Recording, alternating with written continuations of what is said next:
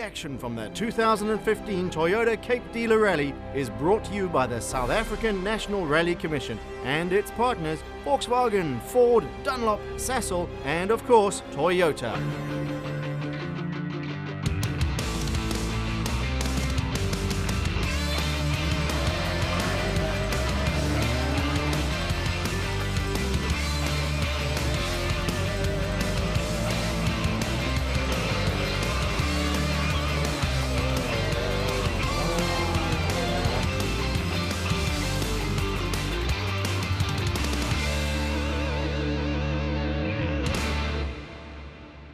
To South Africans, Cape Town is the mother city, the cradle of Western civilization on the southern tip of the dark continent.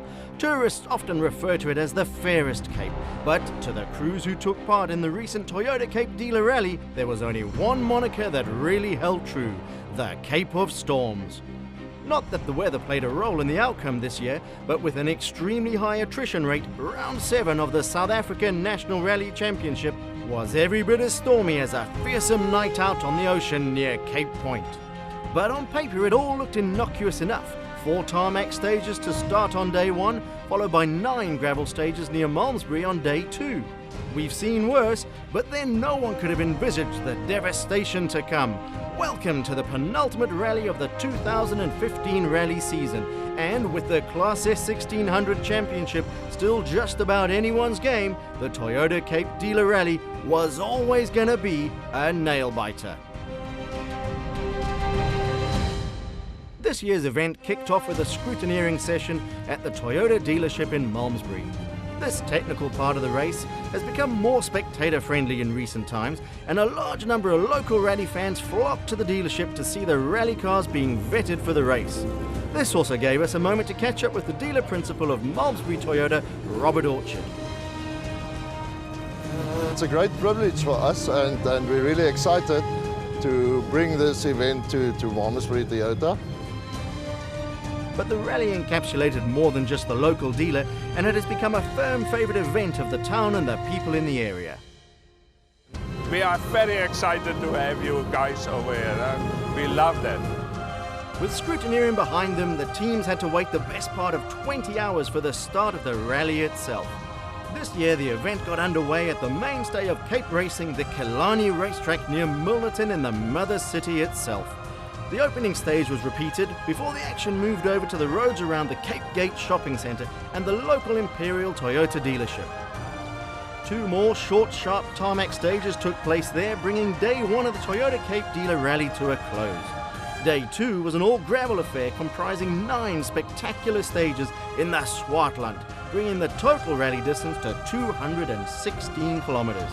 216 kilometres that would prove absolutely pivotal in this year's championship, especially given how close the crews in Class S1600 were bunched together after the previous round.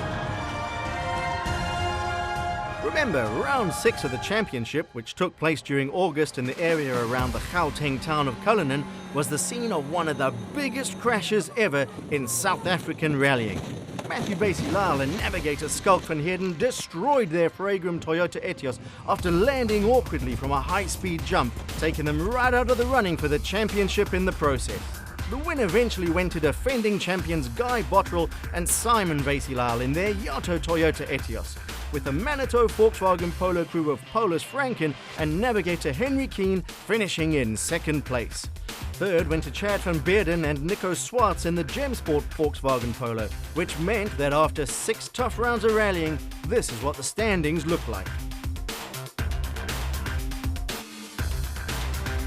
Guy Bottrell was back at the top of the pile, though his lead was down to 2.5 points over Paulus Franken. Despite crashing out of the Tshwane Motor Rally, Basilal was still in 3rd place in the standings, just 4.5 points behind Franken. Realistically, all 3 crews still had the championship within their grasp, and Van Beerden and Leek still had an outside chance. For Guy Bottrell, the 2015 season has had its highs and lows, in stark contrast to 2014, where he won all but one of the rounds. This year has seen the young Durbanite scrabbling for points at times. With that said, he has won 3 times already this year and knew exactly what he had to do here in the Cape. Well, it's coming down to the wire. The last 2 rounds, the top 3 are very close. So basically, we just got to make sure we don't break down. That's the number one rule for us. But we also don't have to win the rally. All we have to do is beat Matthew and Paul, and hopefully that'll be enough to win the championship. I know this is Ashley's home event and he knows the roads very well. So I think Ashley's going to come out really strong. But you know, fortunately for us, we're not really racing against Ashley for the championship. His nearest rival, however, was the man from Gansbaai, Paulus Franken, who campaigns the Manitou-supported Volkswagen Polo. Franken won the opening round of the season, and though he's had some trouble along the way, he added a second win at the Volkswagen Rally. 2 second places on the Sasol Rally and the most recent round sees him just slightly adrift from Botterill in the overall standings. And a rally on home turf was probably just what he needed to challenge for the title. We're very well prepared for this event. We've done proper testing, and also it's our home ground, so we've got a bit of local experience. So we're just looking forward to have a good event. The dark horse in seasons past has often been Matthew Vasilal, and 2015 seemed to be no different. The quiet youngster tends to count on consistency more than outright pace, and he has racked up 2 second places and a hat-trick of thirds so far this year. The only blemish on his scorecard is the Tshwane Motor rally crash, which left a dent in his budget and possibly also his confidence. Even so, he was back in the saddle for the Toyota Cape Dealer Rally and ready to take on the Swartland. It was an unfortunate thing. We landed quite badly off a jump, but it happens, it's racing, so we move on. We borrowed Chris's car for this event, so it's quite a new thing getting used to it, but we'll see how we go in the rally. But those are only the top 3 drivers in the standings. Behind them are a host of fast and competent Class S1600 crews, each with a lot to play for. Pretoria driver Chad van Beerden sadly decided to sit this round out, but for Cape Townian Ashley Haig-Smith in the AHS Ford Fiesta, the Toyota Cape Dealer Rally was an opportunity to put his local knowledge to good use.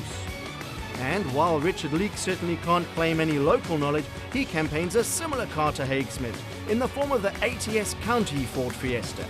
The youngster has shown remarkable pace this year, though he has struggled to convert fast stage times into overall results. Maybe the Swartland was just the place to change that. But before the Swartland came Killarney. The landmark Cape Town race circuit has been the scene of many dramatic races and has also become a firm fixture on the Toyota Cape Dealer Rally. This year the rally started with 2 identical stages at the famous circuit, run one after the other. However, at 11.3 kilometers in length each, these weren't the so-called Mickey Mouse stages normally associated with tarmac stages. As a matter of fact, they supplied the meat of day one of the rally, and as such, certainly played a massive part in the outcome. Right from the start, it was clear that the defending champions were planning to make good on their intention to push from the start. Guy Botterill and navigator Simon Vasilal went fastest on the opening stage, opening up a 12-second lead after just 11 kilometers of racing. They went second fastest on the next run-through and only lost a second in the process. That second was lost to Richard Leake and Rick Ferry in the ATS County Ford Fiesta. But while the pair may have pipped Botterill by a second on the second run, they were still 10 seconds adrift after the 2 opening stages. Another undeniably fast crew was that of Andrew Hine and Robbie Kutsia in the Heinsport Volkswagen Polo, and they certainly didn't disappoint at Killarney. Granted, they couldn't quite match the pace of Botterill and Leake, but nonetheless the pair posted respectable stage times, placing them in third after the opening 2 stages. AC Potgieter and Tommy de Toy in the Ricky B Secretary Auto Body Polo also showed they have what it takes to mix it up with the leaders, while Matthew Vasilal and Skalk van Heerden in the Fragram Toyota Etios hung on for dear life. 2 notable absentees from the list of fast times was that of local lad Ashley Haig-Smith with navigator Neil Burns beside him, and the Namibian pairing of Marco Himmel and Francois Squinby. Haig-Smith lost a bundle of time on the opening stage due to a fuel starvation problem. The youngster had to coax his stricken Ford Fiesta through the stage, but managed to sort the problem out for the next run and posted the 4th fastest time in the process. Himmel and Squinby, however, weren't quite as lucky, as the engine of their genuine parts Polo expired early on, forcing them to retire. The biggest upset, however, befell the man from Gansbaai, as Paulus Franken and navigator Henry Keen had gotten it all wrong in the second run through Killarney. Their Manitou polo had made contact with a low wall, all but ripping the suspension from under the car. The pair had no choice but to retire after the stage, a crippling blow to the crew who, until the start of the rally, were just 2.5 points behind the lead of the championship. So after 22 kilometres of rallying, it was Bottrell who led by 10 from Leek, with Hein a further 14 seconds behind. Potgieter followed 4 seconds later, with Vesilal rounding out the top 5, albeit the best part of a minute behind Bottrell. With the 2 staunch stages at the Killarney race circuit behind them, the crews moved to the Cape Gate shopping centre in Brackenfell to tackle 2 short, sharp tarmac stages in front of the local Toyota dealership. At only 1 kilometre in length, these tricky stages offer nothing in terms of making up time, but they can bite like a rabid monkey if you lose your concentration for even just a second. And that's exactly what happened to Andrew Hein and Robbie Kutsia in the Hein Sport Polo. The crew were in 3rd place after the 2 opening stages, but made contact with the pavement in the first of the 2 short stages, damaging the suspension of their polo in the process. They decided to retire shortly after, rather than risk exacerbating the problem. For Richard Leek, Matthew Vesilal, Ashley Haig-Smith and Guy Bottrell, the 2 Cape Gate stages offered no real problems, and their stage times were all extremely close together. With that said, it was Bottrell who won the first stage and Vesilal who came out victorious in the second. But on stages like these, a second won or lost hardly matters. The Swartland was waiting on day 2, and that was where the Toyota Cape Dealer Rally was really going to bare its teeth. In the meantime, it was Bottrell who went to bed with a 15-second lead over Richard Leek. With Hein out of the picture, Potgieter had moved up into 3rd, while Vesilal and Haig-Smith had 4th and 5th respectively.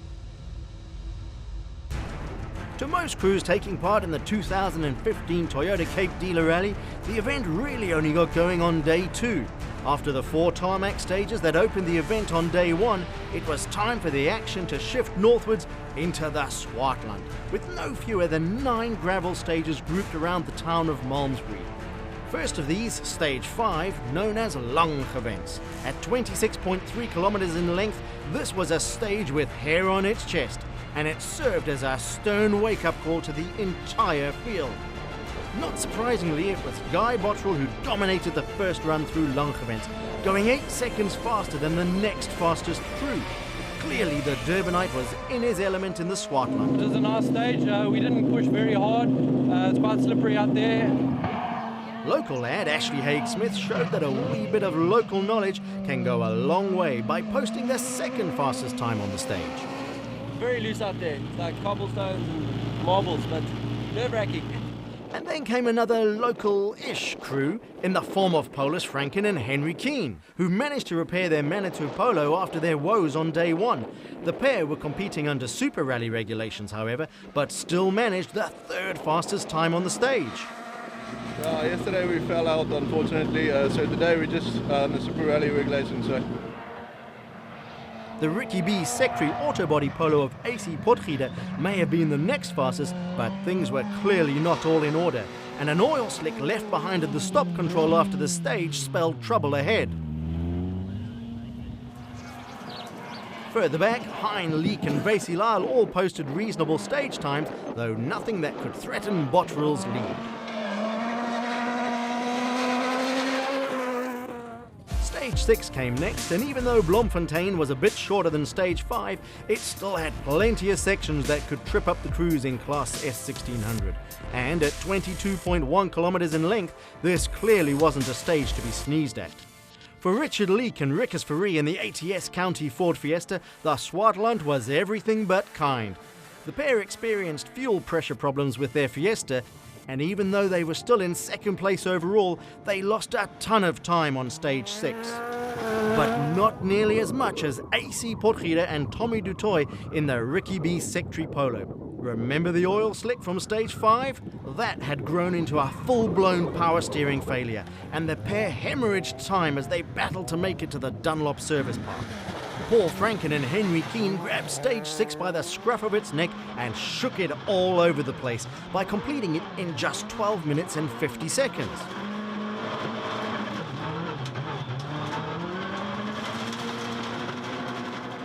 A full 8 seconds quicker than rally leader Guy Bottrell and Simon Vasey-Lyle in their Yato Etios. Keep right. 18 right 6 through drift. Right 6 through the drift here. Ashley Haig-Smith in the AHS Fiesta was next fastest, with Andrew Hine just 2 seconds slower. Matthew Vasey-Lyle was also still in the mix, though he lost nearly 50 seconds to Bottrell on the stage. With the morning's 2 opening stages done, it was time for the crews to lick their wounds in the Dunlop Service Park at the Malmesbury Showgrounds. At this point, it was Bottrell who led the charge, with Leek in second and Ashley Haig-Smith in third. But things were about to get hairy. Nieberdam was the next stage on the list, a 13-kilometre stage, which spelled more trouble for the second-place crew of Richard Leek and Rick Ferree in the ATS County Ford Fiesta. Their fuel pressure problems continued, costing them the best part of 15 minutes on the stage, and this dropped them right out of contention. By now, the S1600 field was wearing thin, but the resurgent Franken and Keane in the Manitou Polo managed another stage win. This time, the super rallying crew took 8 seconds from Bottrell and were making progress up the leaderboard despite their troubles on day 1. AC Potgieter, in the meantime, was back on the pace after having the power steering in his Ricky B Secretary Autobody Polo repaired. The young man posted the 3rd fastest time on the stage. For Ashley Haig-Smith, however, the news wasn't good. The AHS Ford Fiesta crew lost more time due to throttle problems on their steed. The one name we haven't mentioned, Matthew Vasey-Lyle. The young Durbanite went 4th fastest on the stage and moved up into 2nd overall in the process, though he was 3 minutes behind Bottrell at the time. A first run through the stage known as Kanonkop followed. This 21.2-kilometre long gravel stage was the last original stage of the day. After it, all the stages from the morning would be repeated to make up the rest of the rally. For Franken, Kanonkop was another opportunity to show just how fast he really is, and also what might have been if he hadn't tripped up on day 1. The youngster set the benchmark time on the stage, though Bottrell wasn't far behind. Just 0.7 seconds separated the two. But with Franken running under Super Rally regulations, he was no threat to Bottrell in any event. Potgieter put in the 3rd fastest stage time, some 19 seconds slower than Bottrell. Still, the youngster was going well, and were it not for his troubles earlier on, he may well have been in the thick of the fight. Matthew Vasey-Lyle was next fastest, losing 50 seconds to Bottrell on the stage. Behind him, Ashley Haig-Smith's problems continued, and he lost even more time to the leader. For Richard Leek, stage 8 spelled even more trouble. The crew had battled with fuel pressure problems, and on stage 8, things got a whole lot worse. A drive shaft snapped on the start line, and they only managed to crawl a couple of kilometres into the stage. But that was that for them. The fat lady of the Swartland had sung. A visit to the Dunlop Service Park followed, where the remaining crews had a chance to patch up and prepare for the next loop of stages. It also gave us an opportunity to catch up with rally leader Guy Bottrell. On the first day, there were a couple of victims on the tar stages, which allowed us to have quite a comfortable lead for day 2. But certainly definitely not over. There's still some long stages to go. We just got to nurse the car, make sure we don't take any unnecessary risks. And here's how things stacked up behind Bottrell at this point. Vasey-Lyle still had 2nd place, with Haig-Smith in 3rd. Franken had made the most of his super rally and moved into 4th. The big losers were Leek and Ferree, who slipped down into 5th, effectively out of the rally. For Guy Bottrell, Paul Franken and AC Potgieter, the next 2 stages blew by as they all recorded clear runs, with Bottrell setting the pace, followed by Franken and Potgieter. The stages in question were both repeats, first another blast through Langewens and a 2nd run through Bloemfontein. These were arguably 2 of the tougher stages on the event, and making it through unscathed was an achievement by itself.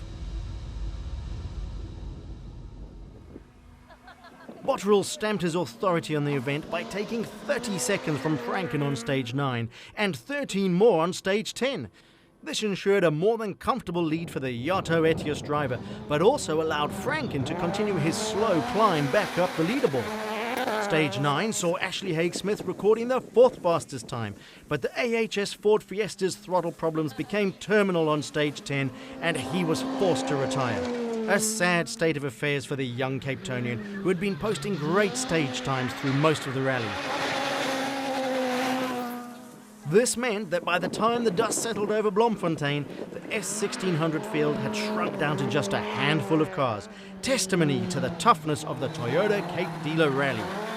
It also meant that Bottrell's lead was up to 5 minutes, with 3 stages to go.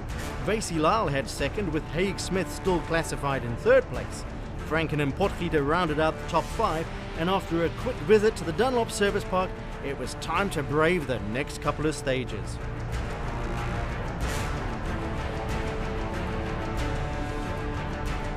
Another blast through the stages known as Nieberdam and Kanonkorp followed, 13 kilometers and 21.7 kilometers respectively, both still stern tests for the crews that remained in class S1600. By now it was clear that nobody was going to catch Bottrell, except maybe the Swartland itself. All the Durbanite had to do was keep his Yato Toyota on the road and he'd be spraying champagne from the top step yet again. But Bottrell hasn't ever been one to tap off unnecessarily, and he proceeded to take even more time from the 2nd place crew of Matthew Vasey Lal and Schalk van Heerden. 9 seconds came his way on stage 11 and 50 more followed on stage 2, cementing Bottrell's position in the process. The car still feels pretty good, it's brand new, so I don't see why we can't get to the end. We just got to make sure we don't make stupid mistakes and we'll get there.